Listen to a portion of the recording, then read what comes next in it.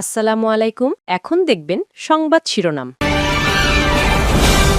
জিয়াউর রহমানের সমাধি জিয়ারত করলেন তারেক রহমান। ৭১-এর শহীদদের প্রতি শ্রদ্ধা জানাতে পৌঁছেছেন জাতীয় স্মৃতিসৌধে। পথে পথে বিএনপি নেতাকর্মীদের ঢল।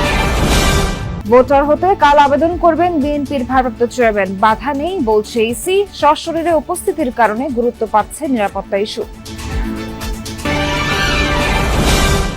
দুর্নীতি বৈষম্যমুক্ত ইনসাফ ভিত্তিক দেশ গড়াই লক্ষ্য বললেন জামায়াত আমির। জাতির ওপর থেকে এখনো কালো ছায়া দূর হয়নি। রাজধানী গুলিস্তানে খদ্দর মার্কেটের আগুন ১.৫ ঘন্টার চেষ্টায় নিয়ন্ত্রণে। পুড়ে গেছে বিপুল পরিমাণ মালামাল। অগ্নিকাণ্ডের কারণ অনুসন্ধানে ফায়ার সার্ভিস। এতক্ষণ দেখছিলেন সংবাদ শিরোনাম, এখন দেখবেন বিস্তারিত। ১৯ বছর পর বাবার সমাধিতে শ্রদ্ধা জানালেন ছেলে তারেক রহমান। নীরবে দাঁড়ালেন কিছু সময়, ২ হাত তুলে নিজেই করলেন দোয়া। এর আগে স্থায়ী কমিটির সদস্যদের নিয়ে পুষ্পস্তবক অর্পণ করেন বিএনপির প্রতিষ্ঠাতার সমাধিতে। ঐতিহাসিক স্বদেশ প্রত্যাবর্তনের দ্বিতীয় দিনেও নেতাকর্মীদের উপচে পড়া ভিড় ছিল জিয়া উদ্যানে। মরহুম বাবার শিয়রে দাঁড়িয়ে সন্তান একা শেরেবাংলা নগরের সমাধিস্থলে ২ হাত তুলে বাবার আত্মার মাগফিরাত কামনা করেন স্রষ্টার কাছে। অলক্ষ্যে নেন আশীর্বাদও। সবশেষ ২০০৬ সালে তারেক রহমান শ্রদ্ধা জানান বিএনপির প্রতিষ্ঠাতা প্রয়াত রাষ্ট্রপতি জিয়াউর রহমানের সমাধিতে। এরপর ২০০৭-এর আলোচিত ১/১১ আর ২০০৮-এ নির্বাসিত জীবনের শুরু। ১৭ বছর পর রাজস্বিক এক স্বদেশ প্রত্যাবর্তনের মধ্য দিয়ে দেশের মাটিতে বিএনপির ভারপ্রাপ্ত চেয়ারম্যান তারেক রহমান প্রথম দিনেই হাসপাতালে যান মাকে দেখতে।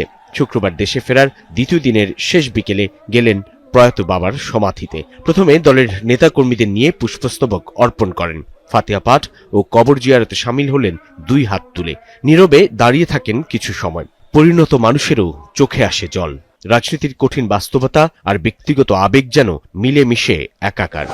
তারেক রহমানের উপস্থিতি ঘিরে নেতাকর্মীদের ব্যাপক উপস্থিতি ছিল জিয়া উদ্যানে। আশপাশের এলাকায় ছিল বর্ণিল ব্যানার আর প্লেকার্ড। বিএনপির প্রতিষ্ঠাতা জিয়াউর রহমানের সমাধিতে শ্রদ্ধা জানানোর মধ্য দিয়ে যেন দেশের মাটিতে তারেক রহমানের নতুন রাজনৈতিক অধ্যায়ের সূচনা হলো। প্রায় আধ ঘন্টা অবস্থান করেন জিয়া সমাধি কমপ্লেক্সে। যে দলের তারেক রহমানের প্রত্যাবর্তন বাংলাদেশের রাজনৈতিক ইতিহাসে একটা পরিবর্তন নিয়ে আসলো, একটা ইতিবাচক পরিবর্তন নিয়ে আসলো। আমরা আজকে অপেক্ষা করে আছি এই নেতার নেতৃত্বে একটা সত্যিকার অর্থেই একটা সুখী সমৃদ্ধ গণতান্ত্রিক বাংলাদেশ নির্মাণের। বহুদলীয় গণতন্ত্রের প্রবর্তক শহীদ রাষ্ট্রপতি জিয়াউর রহমান এটার প্রতিপালন করেছেন আমাদের নেত্রী দেশনেত্রী বেগম খালেদা জিয়া।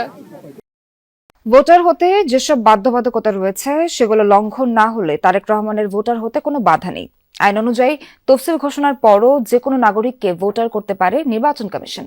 আর প্রার্থী হতে চাইলে ২৯ ডিসেম্বরের মধ্যে ভোটার হতে হবে। একই সাথে জমা দিতে হবে মনোনয়নপত্র। নির্বাচন কমিশনের সশরীরে উপস্থিতির ক্ষেত্রে তারেক রহমানের নিরাপত্তাকে গুরুত্ব দিচ্ছে ইসি।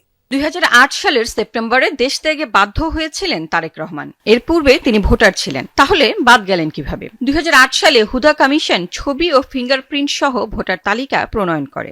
দেশের বাইরে অবস্থানের কারণে তখন ভোটার হতে পারেননি তারেক রহমান। এখন প্রশ্ন উঠেছে কোন প্রক্রিয়ায় ভোটার বা প্রার্থী হতে পারবেন তিনি।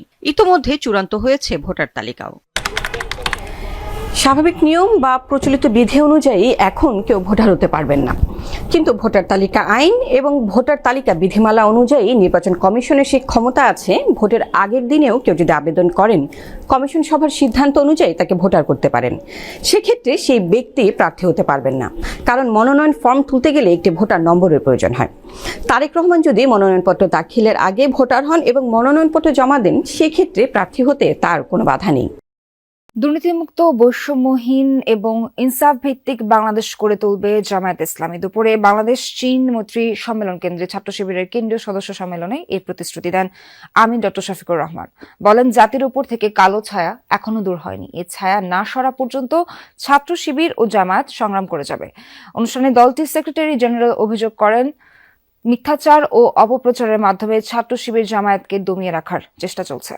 সকালে রাজধানীর বাংলাদেশ চীন মৈত্রী সম্মেলন কেন্দ্রে দিনব্যাপী শুরু হয় ছাত্র শিবিরের সদস্য সম্মেলন। এর মাধ্যমে সংগঠনটির ২০২৬ মেয়াদের নতুন কেন্দ্রীয় সভাপতি নির্বাচিত হয়েছেন নুরুল ইসলাম সাদ্দাম। অনুষ্ঠানে উপস্থিত ছিলেন জামাতে ইসলামী সহ বিভিন্ন রাজনৈতিক দলের শীর্ষ নেতারা। প্রধান অতিথির বক্তব্যে জামাত আমির বলেন, জাতির ওপর এখনো কালো ছায়া বিদ্যমান। এই কালো ছায়া সম্পূর্ণভাবে দূর না হওয়া পর্যন্ত ছাত্র শিবির ও জামাতে ইসলামী সংগ্রাম চালিয়ে যাবে। কালো ছায়া এখনো জাতির উপর থেকে যায়নি।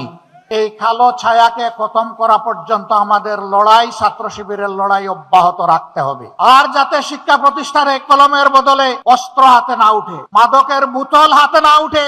তিনি আরো বলেন, দুর্নীতিমুক্ত ও বৈষম্যহীন রাষ্ট্র গড়ে তুলতে সব ধর্ম ও রাজনৈতিক দলকে ঐক্যবদ্ধভাবে কাজ করতে হবে। বলেন, জামাত ইসলামী বেকার ভাতা দেওয়ার রাজনীতিতে বিশ্বাস করে না, বরং দক্ষ ও যোগ্য মানুষ তৈরি করতে চায়। অনেকে সংখ্যাগণে বলছেন আমরা এত কোটি এত লক্ষ যুবককে কর্মসংস্থান দিব, বাকিদের কি হবে? বলছেন বাকিদেরকে ভাতা দেবেন। আমরা আমাদের যুবকরা কারো কাছ থেকে বেকার ভাতা গ্রহণ করুক তা দেখতেও চাই না, শুনতেও চাই না। প্রতিটি যুবকের হাতকে দেশ গড়ার কারিগর। রাজধানীর গুলিস্তানের 0 পয়েন্টে অবস্থিত খদ্দর বাজার শপিং কমপ্লেক্সে ভয়াবহ অগ্নিকাণ্ডের ঘটনা ঘটেছে। প্রায় 1.5 ঘন্টার চেষ্টায় সন্ধ্যা 6:58 আগুন নিয়ন্ত্রণে আসে। বিকেল 5:28 ভবনটি 8 তলার ছাদে অবস্থিত একটি গোডাউনে এই আগুনের সূত্রপাত হয়। ফায়ার সার্ভিস সূত্রে জানা গেছে, আগুনের খবর পাওয়ার 5 মিনিটের মাথায় ফায়ার সার্ভিস ঘটনাস্থলে পৌঁছায়। সিদ্দিক বাজার ফায়ার স্টেশনের মোট 9টি ইউনিট আগুন নিয়ন্ত্রণে কাজ করে।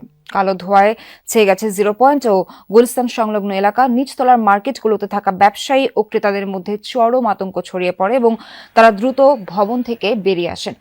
আগুন নিয়ন্ত্রণে আসার পর ফায়ার সার্ভিসের উপপরিচালক মোহাম্মদ মামুনুর রশিদ জানান, ভবনটি 7 তলা, তবে ওপরের অংশে টিন দিয়ে বেশ কিছু গোডাউন তৈরি করা হয়েছে। সেগুলোতে টুপি, আতর, তাসবিহ ও জয়নামাজ সহ নানা পণ্য রয়েছে। ভবনটিতে ফায়ার হাইড্রেন্ট না থাকায় সময় একটু বেশি লেগেছে। ভবনের ওপর বর্ধিত অংশটি বৈধ কিনা তা নথিপত্র যাচাই সাপেক্ষে জানা যাবে। শুক্রবার মার্কেট বন্ধ থাকায় ভেতরে কোনো ক্রেতা বা সাধারণ মানুষ ছিলেন না, ফলে এই ঘটনায় এখন পর্যন্ত কোনো হতাহতের খবর পাওয়া যায়নি। তবে গোডাউনে থাকা মালামাল পুরো ব্যাপক ক্ষয়ক্ষতি হয়েছে বলে ধারণা করা হচ্ছে। আমরা হঠাৎ করে দেখলাম আগুন লাগছে, দৌড়ে এসে নিচের দোকান বন্ধ করছি। বিভিন্ন গোডাউন, সব গোডাউন ভাই, সমস্ত কার্পেট, জায়নামাজ, টুপি। উপরে যে একটা ফ্লোর আগুন লাগছে, ওই ফ্লোরটাই অন্য কোনো আর ফ্লোর লাগে নাই, অন্য কোনো ফ্লোরে জানাই। যদি প্রতিষ্ঠানে ফায়ার হাইড্রেন্ট থাকতো তাহলে হয়তো ইনিশিয়াল স্টেজে আগুনটাকে আরো দ্রুত নির্বাপন করা যেত। সূত্রপাত আপাতত যেহেতু আজকে শুক্রবার ছিল, মার্কেট বন্ধ ছিল, এটা তদন্ত সাপেক্ষে বলা সম্ভব। কেউ হতাহত হয় নাই। এখানে আগুনটা আমাদের যে ফায়ার সার্ভিসের যে দক্ষ কর্মী বাহিনী আছে তাদের প্রচেষ্টায় এবং স্থানীয় ভলেন্টিয়ার, স্থানীয় লোকজন, মার্কেটের যারা রয়েছে তাদের সার্বিক সহযোগিতা আগুনটা নিয়ন্ত্রণে আনা সম্ভব হয়েছে। চাঁদপুরের মেঘনা নদীতে লঞ্চ দুর্ঘটনায় 4 জন নিহত হয়েছেন, আহত 5 যাত্রী। বৃহস্পতিবার মধ্যরাতে হরিণাঘাট এলাকায় বরিশালগামী অ্যাডভেঞ্চার 9 এবং ভোলা থেকে ঢাকামুখী এমভি জাকির সম্রাট লঞ্চের মধ্যে এই দুর্ঘটনা ঘটে। এরই মধ্যে ঘটনা তদন্তে 8 সদস্যের কমিটি গঠন করেছে নৌপরিবহন মন্ত্রণালয়।